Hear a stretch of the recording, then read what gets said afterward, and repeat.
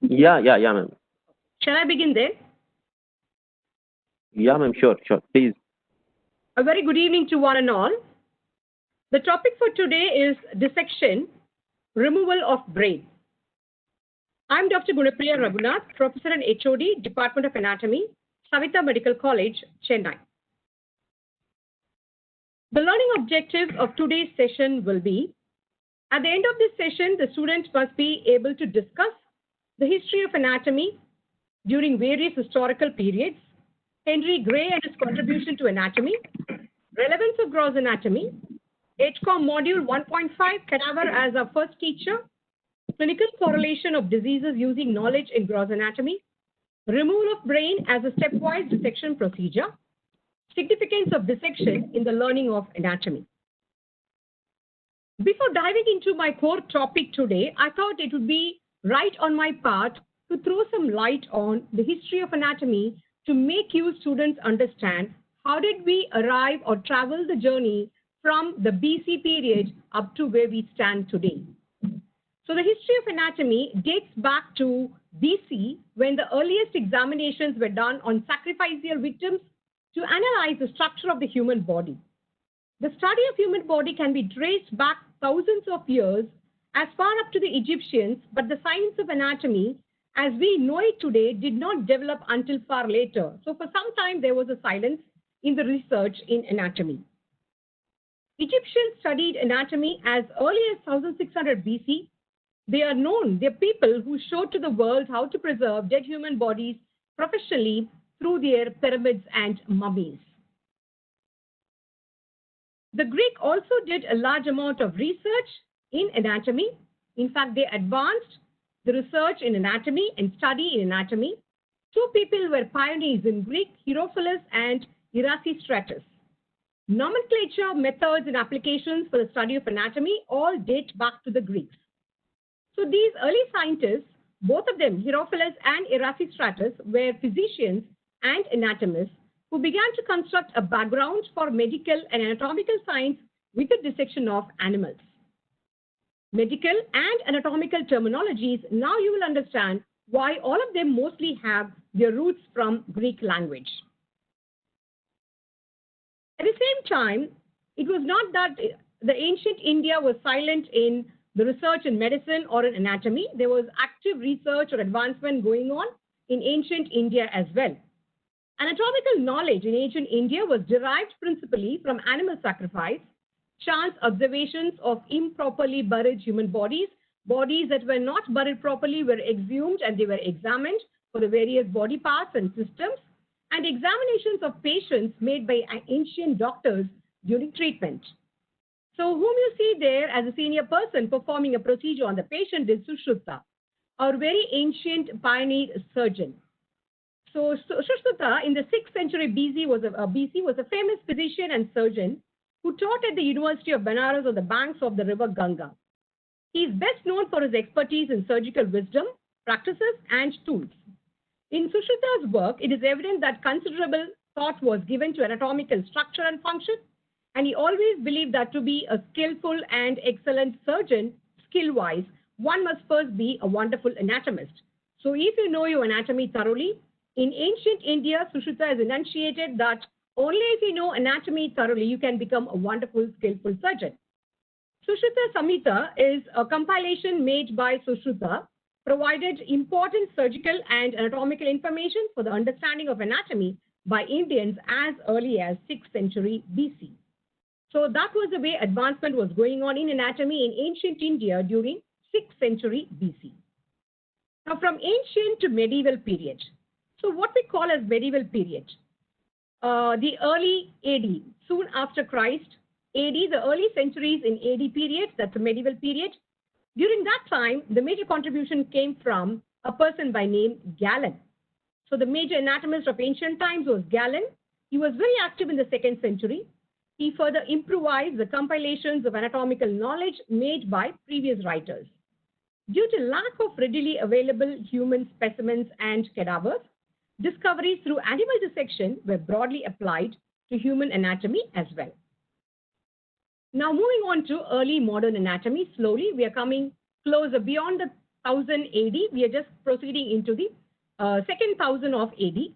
Leonardo da Vinci was trained in anatomy. He's an Italian-born person. And in 1489, Leonardo da Vinci began a series of anatomical drawings depicting the ideal human form. He had made many sketches of skeletal structures, muscles, and organs of humans and other vertebrates that he had dissected. So those are the diagrams or the pictures hand drawn by Leonardo da Vinci. And, he's the person who drew Mona Lisa. So I think none of you can mistake him. So Leonardo da Vinci was a very early anatomist in the modern period. And these are his pictorial depictions shown about the upper limb, human upper limb structure. He produced the first accurate depiction of the human spine as well. Leonardo's notebooks were published during his lifetime, many being lost after his death, with the result that most of his anatomical discoveries could not be recovered or were remained unknown for a long period, and for several centuries later, they were found and published only after his death.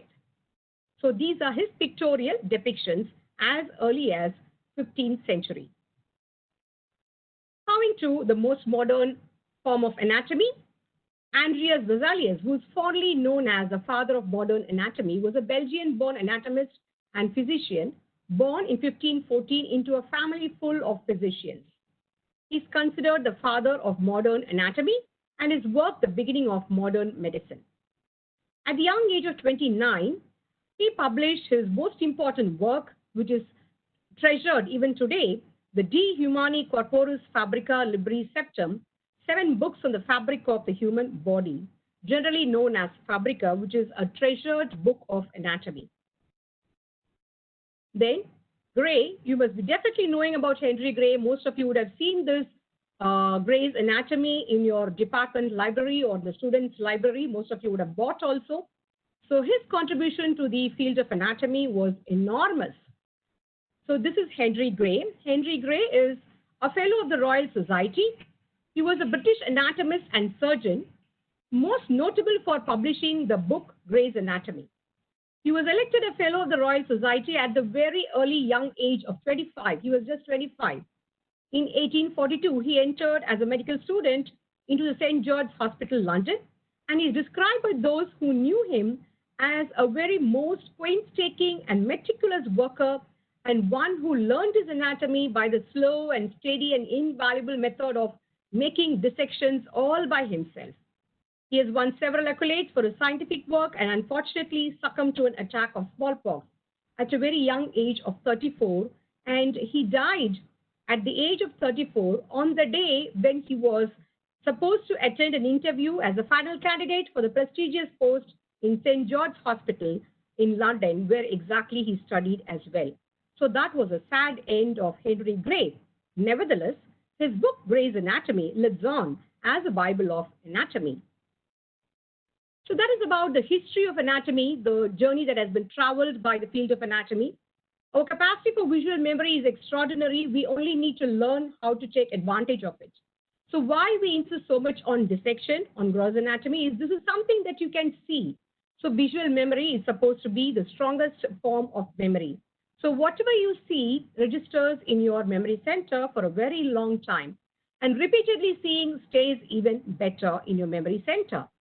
So that's why we say that dissecting and learning gross anatomy is the best way of remembering or learning or understanding gross anatomy. Now moving on to relevance of gross anatomy. Why do we need to study gross anatomy at all? Anatomical research in the past 100 years has taken advantage of technological developments to create a thorough understanding of the body's organs and structures. Students express that dissection classes facilitated acquisition of knowledge in anatomy, professional competencies, as well as skills related to teamwork, coping with stress, and time management. So they were able to accomplish all these tasks. Various studies also further confirm that medical students believe dissection to be highly valuable, and students always wish to revisit the dissection theater even after they pass on and go to the clinical site. Now coming to HCOM Module 1.5, most of you would have undergone this in your institutions. Soon after the foundation course was over for a month, last year, August, I think all the institutions would have taken you through this HCOM Module 1.5, which enunciates Kerawar as our first teacher. So now who is this cadaver? Cadaver is a lifeless human body that is chemically preserved to prevent decomposition so as to preserve it for a longer time. You also would have been administered the cadaveric oath, or if you would have stretched out your right upper limb and you would have, recited the first few verses of the cadaveric oath in your dissection hall in front of the cadavers. And the respect for cadaver is mandatory within the dissection hall. You can see what is given there on the right side, the wordings. Most of the dissection theaters have this printed out and laminated or framed on the outside when you enter the dissection theater. So utmost respect for cadaver is mandatory. You cannot play around in the dissection hall. You cannot play around the cadaver. You cannot take the instruments and dissect in a funny way or in a hilarious way on the cadaver. Cadaver should be dissected only for teaching, learning purpose and not for any other purpose. At most, decorum, discipline has to be maintained within the dissection hall with regard to the handling of cadaver. So such is the sacrifice that has been done by those people who had life within them, like any of you and me. They were alive once upon a time, and we need to respect that life that they had few years or months back. So respect for human cadaver is mandatory within the dissection hall and anywhere else also. So how is the cadaver obtained? Most of you as phase 1 students may not know how the cadaver is obtained. Obtaining a cadaver and maintaining a cadaver, these are governed by certain norms, rules, and regulations known as Anatomy Act. We get unclaimed bodies, voluntarily donated bodies, and bodies from old age homes as well. Unclaimed bodies, no documentation is required. These are bodies who do not have any relatives to perform the last rites. The bodies go to the nearby government hospital mortuary, and from there it is transferred to the dissection hall or the anatomy department for embalming and to be preserved for further teaching purpose. Voluntarily donated bodies, we receive them from the rich and the poor. A proper documentation is required so that they are willing, the family is willing to give away the body. From old age homes also, documentation is required.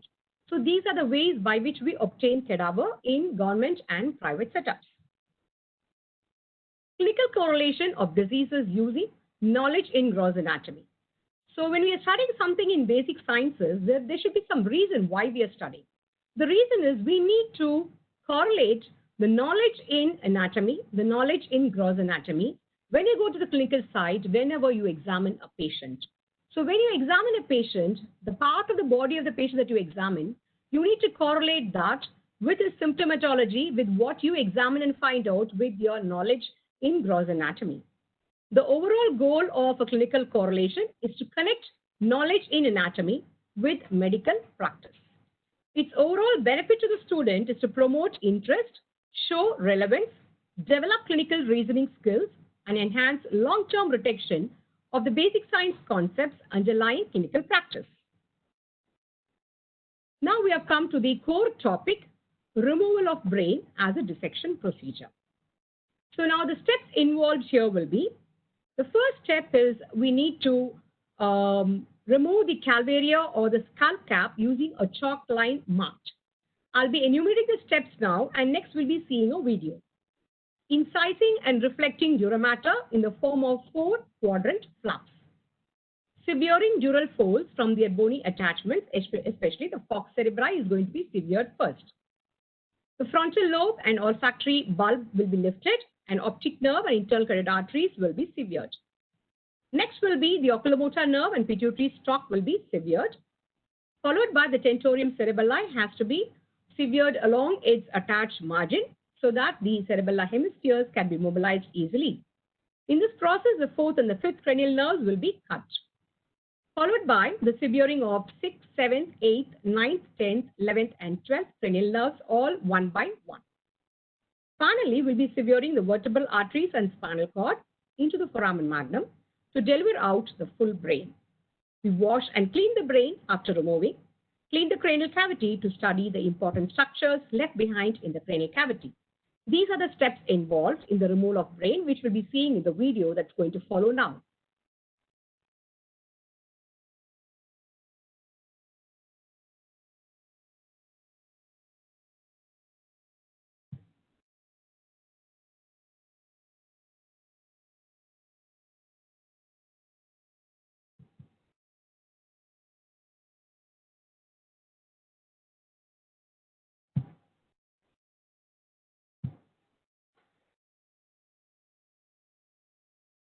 We can see the cadaver there in the prone position.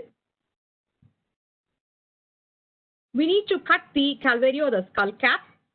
We have done it already for the sake of convenience and to save time. We have to mark certain points on the scalp to cut the calvaria above the supraorbital margin, above the auricle, and at the external occipital protuberance. You join these points, you will get a chalk line. Along this chalk line, you incise the skull, calvaria, and remove it. Once you remove, the brain is going to look like this, covered with the meninges intact. We'll now reposition the calvaria once again and show you how it's going to be cut once again. We will reposition the calvaria once again. So calvaria or skull cap is repositioned. You take points above the supraorbital margin, above the auricle, at the external occipital protuberance. Join these points through a chalk line. Along this chalk line, an oval shape will be arrived along this chalk line.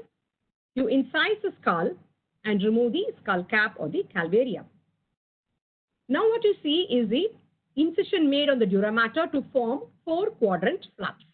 The dura mater has been incised in the form of 4 quadrant flaps, which is being demonstrated. Once you reflect the dura mater, what you see is a brain covered with arachnoid matter and pia mater with the vessels intact. You can make out the brain very well. Lift the frontal lobe, and the anterior bony attachment of the falx cerebri has to be severed now. Gently lift the frontal lobe with your fingers, and the anterior end of falx cerebri is attached to frontal crest and crista galli.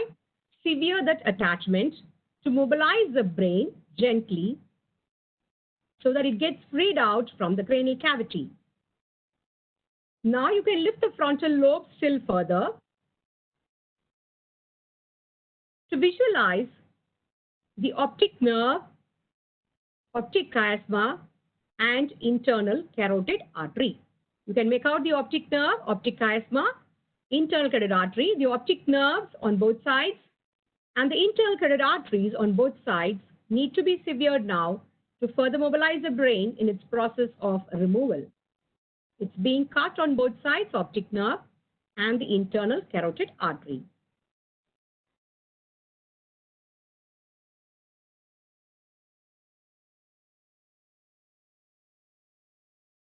The brain can be further mobilized now once this is done. Now the next structure to be cut is the oculomotor nerve, which is cut on both sides. On both sides, the oculomotor nerve is cut, and in the middle, the pituitary stalk is also cut to further mobilize the brain. At the same time, the temporal lobes are being gently hooked out of the middle cranial fossa. Temporal lobes are being gently hooked out of the middle cranial fossa. Next, we will have to mobilize the cerebellar hemispheres.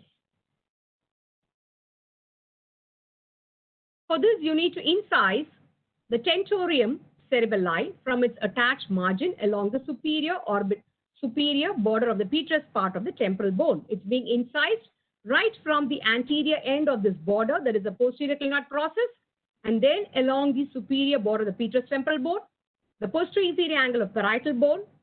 The incision is proceeding posteriorly, and then to the margins of your transverse sulcus, where the transverse sinus is lodged, and finally in the midline to the internal occipital protuberance. Up to this, the attached margin of the tentorium cerebelli is detached from its bony attachment so that the cerebellar hemispheres can be mobilized easily.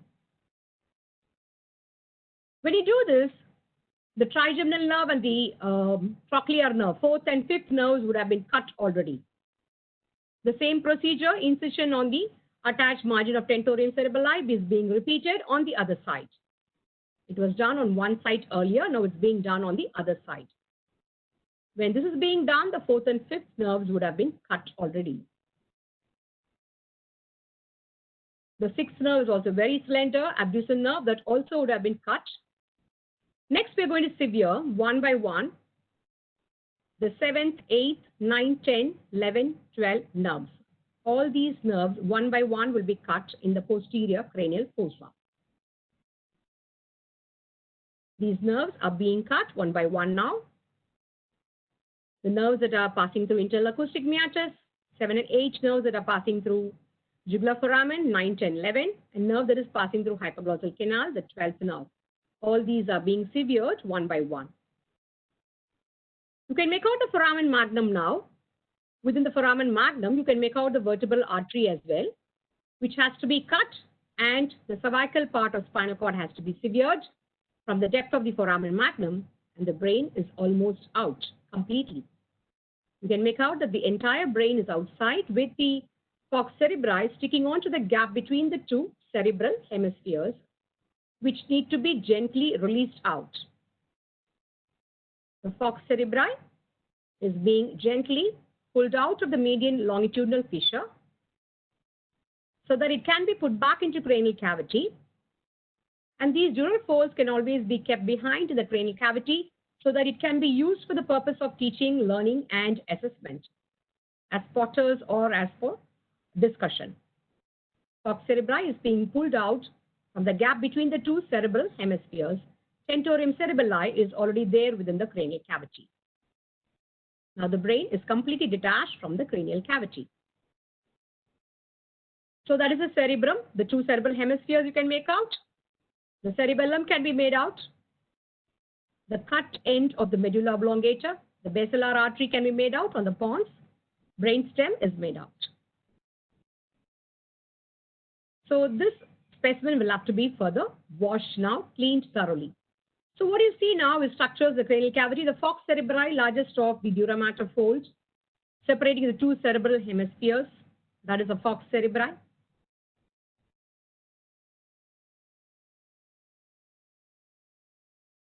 This is the tentorium cerebelli, which separates the occipital lobes of cerebrum from the cerebellar hemispheres, tentorium cerebelli, which was incised on both sides. Next, you see a small sickle-shaped folds, that is your falx cerebelli, which separates the two cerebellar hemispheres, and the smallest one is the diaphragm ocelli, which shows an aperture in the center to transmit the stalk of the pituitary gland. Diaphragm ocelli with an aperture for the pituitary stalk. Now we'll move on to cranial nerves. We'll revise the cranial nerves one by one. The first cranial nerve, olfactory nerve. So crista galli is there. On either side, you have the cribriform page of ethmoid with sieve-like openings in it for the filaments of olfactory nerve to pass through, followed by the optic nerve. Then you have the oculomotor nerve, the trochlear nerve, which is almost very thin and hair-like, trigeminal nerve. Next, we have the abducent. Through the internal acoustic meatus, 7th and 8th cranial nerves, spatial and vestibulocochlear, followed by jugular foramen nerves, 9, 10, 11 cranial nerves, and little deeper, close to foramen magnum, you have the hypoglossal canal for the hypoglossal nerve. The two main arterial systems catering to the arterial needs of the brain, the vertebral arteries, you can see the cut ends of the foramen magnum, which unite to form the basilar artery. So vertebral arteries are seen, they are cut ends, and internal carotid arteries close to optic nerve can be made out. So these two are the arterial systems which cater to the arterial supply of the brain. So this is a complete recap of the cranial cavity and the structures inside after the removal of brain. We'll now go through the brain once again. After it's been washed and removed, you can see the brain now with the intact arachnoid matter, pia mater, and the blood vessels intact. So the major subdivisions of brain, what you're seeing now is a cerebrum consisting of two cerebral hemispheres. The two cerebral hemispheres can be made out, covered by the meningeal coverings. Dura is gone with the cranial cavity. What you're seeing here is arachnoid and pia with the vessels. So you have different lobes, frontal lobe, parietal lobe, temporal lobes, and occipital lobes of cerebral hemisphere. The two hemispheres are separated by a deep fissure known as median longitudinal fissure, which is occupied by falx cerebri.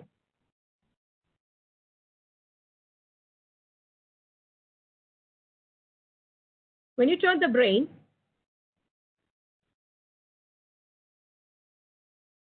You can make out the cerebellum, the brainstem, made up of midbrain, pons, and medulla. The basilar artery can be seen very well. The two cerebellar hemispheres. And on the undersurface of the brain, you can make out a depressed fossa known as interpeduncular fossa. So what is being shown there is known as interpeduncular fossa. So that was just a quick recap of the major subdivisions of brain.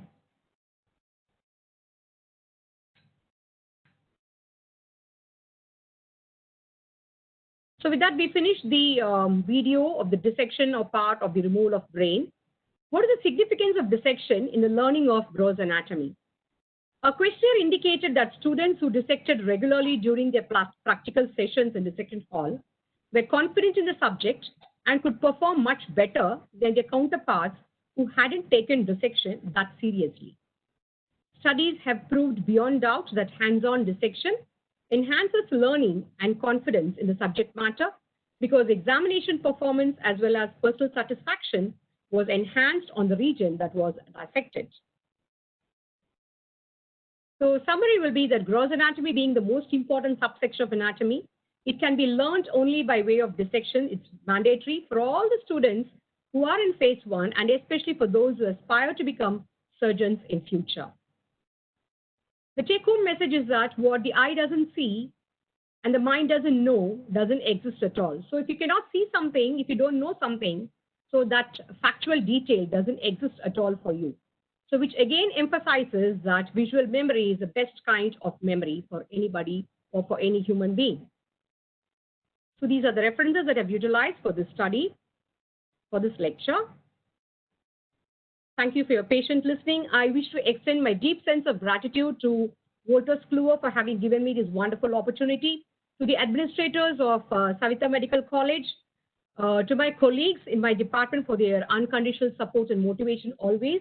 My special thanks go to Mr. Balaji, Mr. Yuvaraj, Dr. Vandana for helping me in the dissection and in the video, the making of this video, and to all non-teaching faculty as well in my department. Last, I wish to thank Almighty for making this happen. Thank you all once again. Thank you very much.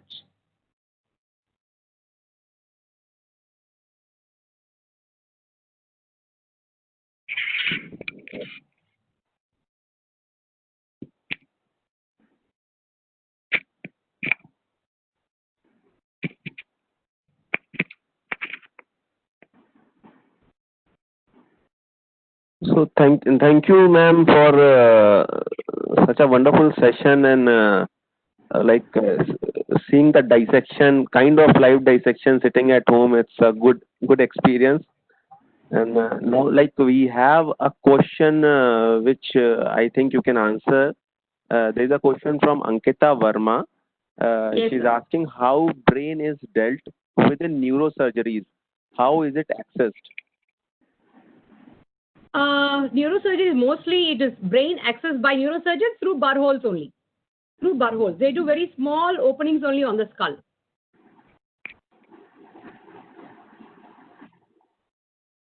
Right, ma'am. But ma'am, like within the session only, we have lot of queries that the video is running not properly. It has been paused or a lot of lagging is there. But So I would request you to also share the video. So once we are sharing, because we have got lot of queries how they'll access the video. So we'll be needing a link from video from your site so that yes, I can mail it to you. No issues. I'll mail it.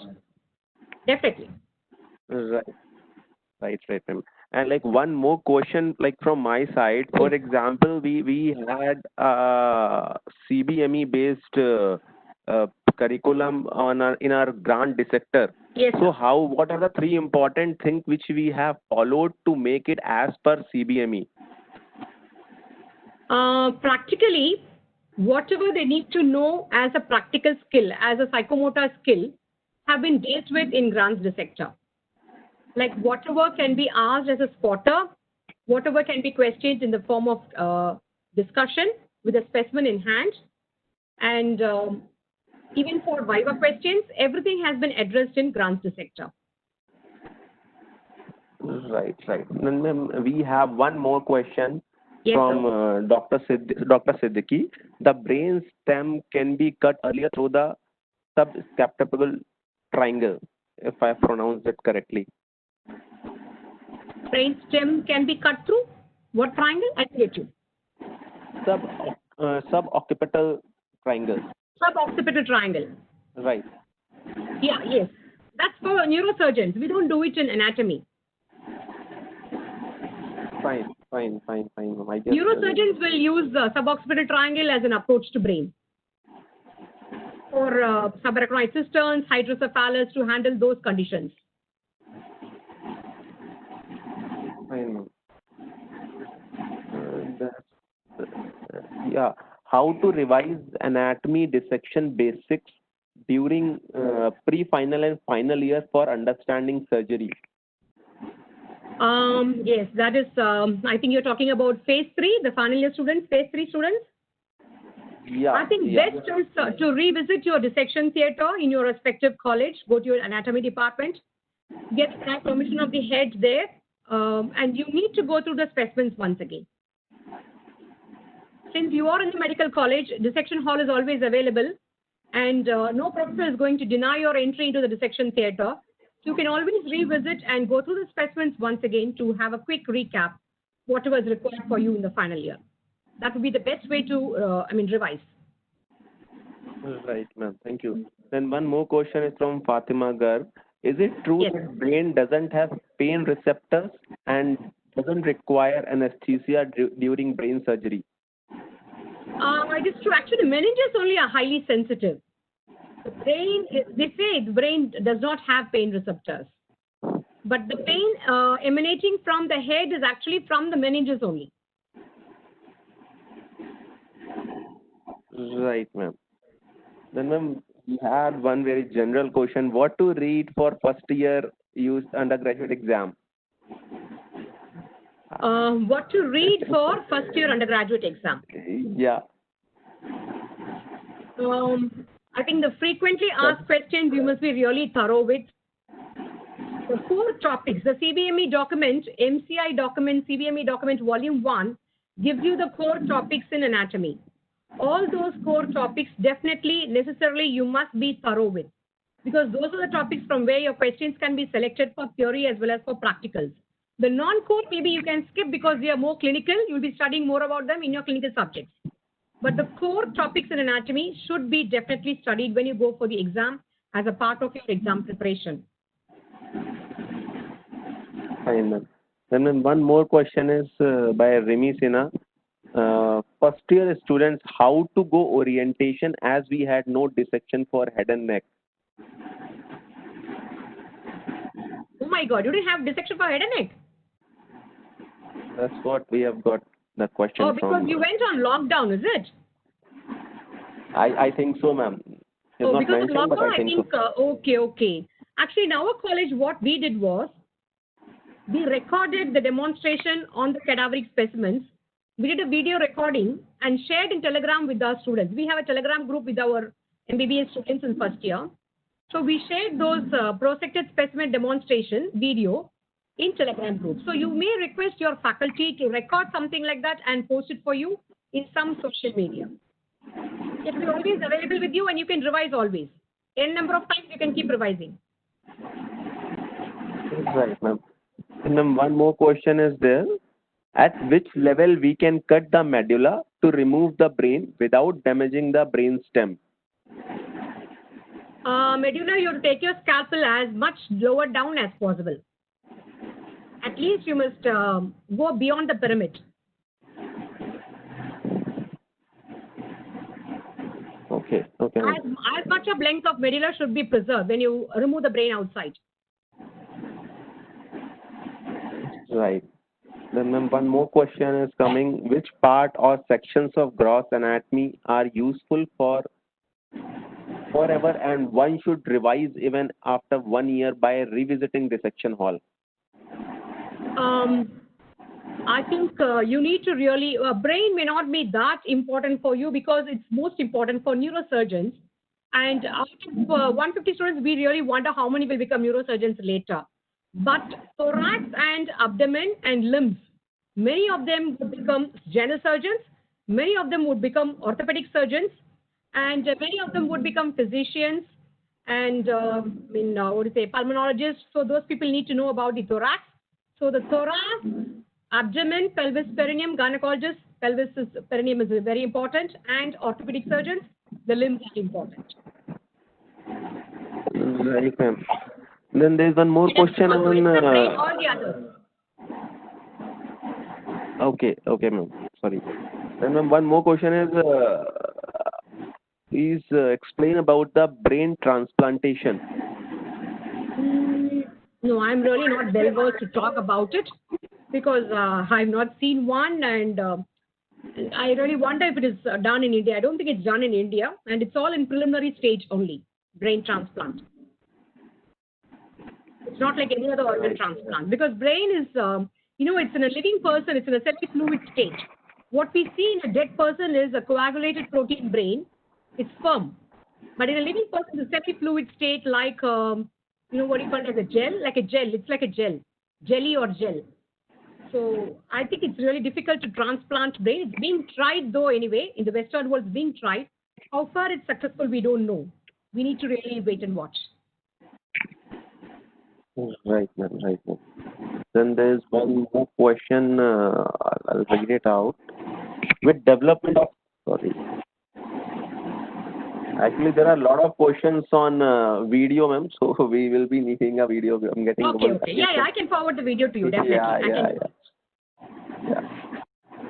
So with development of deep brain stimulation technique, are these dissection methodologies used for positioning electrodes and other instruments?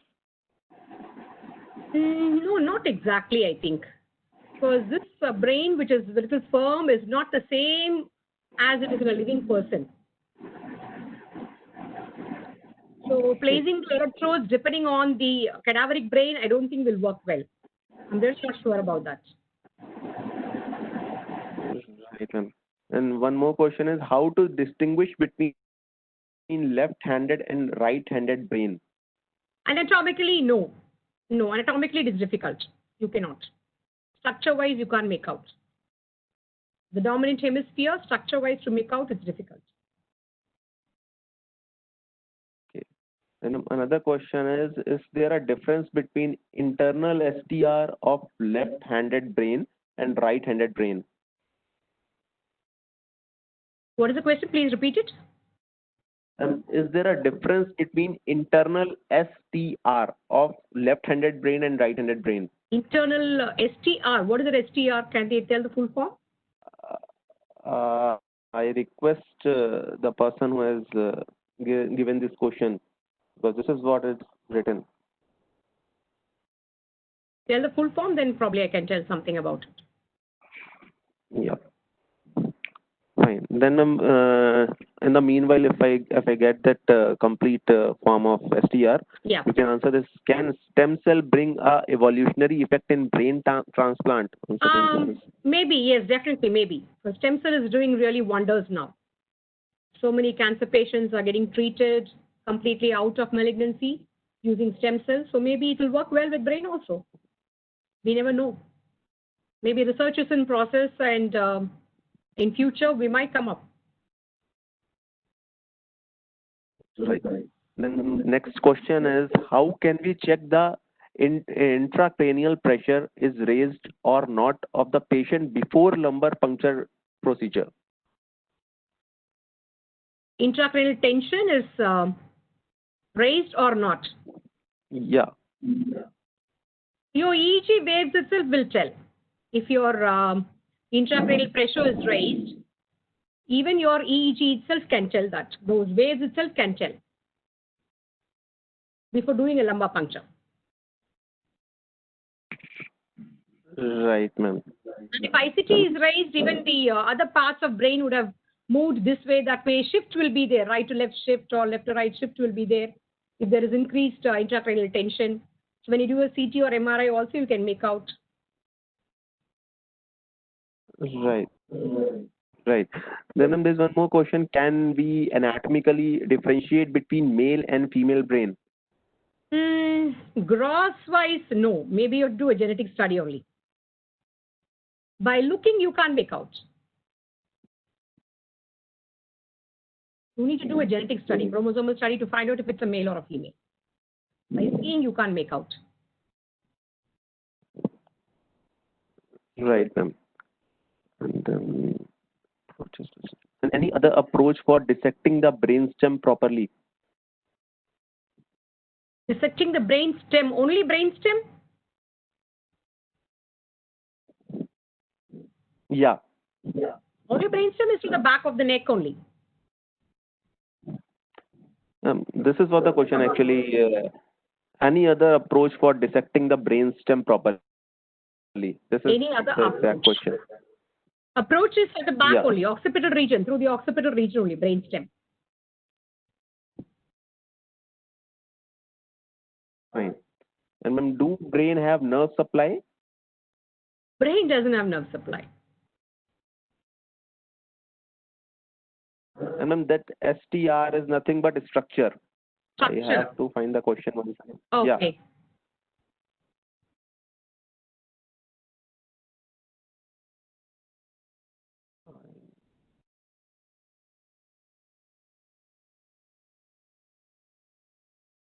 I need to find the question because a lot of questions are there. Yeah. Is there a difference between the internal structure of left-handed brain and right-handed brain? Difference in internal structure, I'm not really sure about that. I don't know how many studies have been done for that. We need to search literature and see if there is any difference at all. There might be. Internal structure might be. External structure, no. But internal structure difference may be there, definitely. Cannot say it's not there. It may be there, definitely. Right. Is the Intellectual hippocampus? concept. Yeah. Yeah. Is the hippocampus larger in women than men? If yes, why? Think so, really. Is it given anywhere like that? Hippocampus is larger in women? No, I don't think so. That's what It all depends on the entire size of your brain only. It's a proportion, ratio only. Right, ma'am. Then if we do a lumbar puncture in a condition of raised intracranial pressure, then what will happen? There can be herniation of medulla if you are going to do a lumbar puncture in an ICT raised condition. The brainstem, I mean the medulla can come down into the foramen magnum further. Herniation can occur.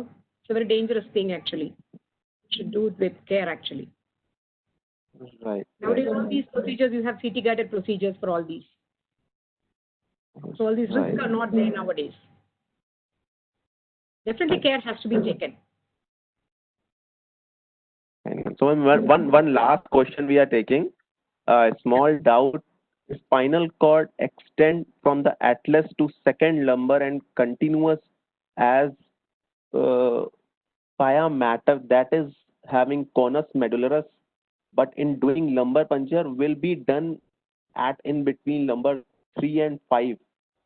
But I think CSF will absent. No. The spinal cord ends at the level of lower border of L1, not L2.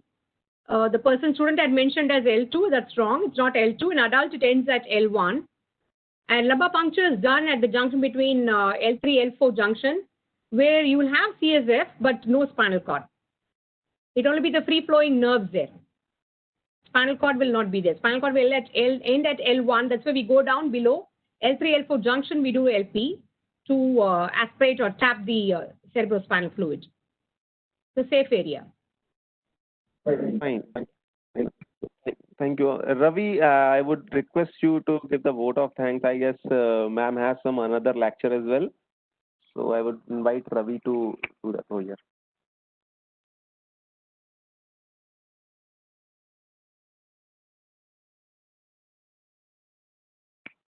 Hello, Ravi. I guess there's some problem with the mic of Ravi. So anyways, thank you so much, ma'am, for answering so many questions of the student and giving us such a beautiful session.